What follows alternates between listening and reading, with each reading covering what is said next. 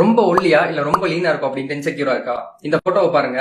கோவிலுக்கு முன்னாடி 53 கிலோ நான் இந்த மாதிரி தான் இருந்தேன்.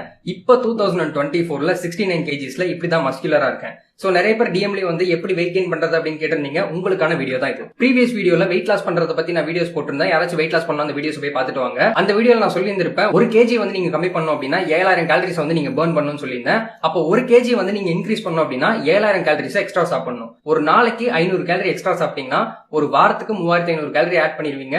2 வாரத்துக்கு 7000 கேலரி ஆட் பண்ணிடுவீங்க. 1 kg வெயிட் வந்து நீங்க இம்ப்ரூவ் பண்ணிடலாம். எப்படி இன்க்ரீஸ் பண்ணலாம் அப்படின்னா, நீங்க ரெகுலரா வந்து டெய்லி 3 மீல் கண்டிப்பா சாப்பிடுவீங்க.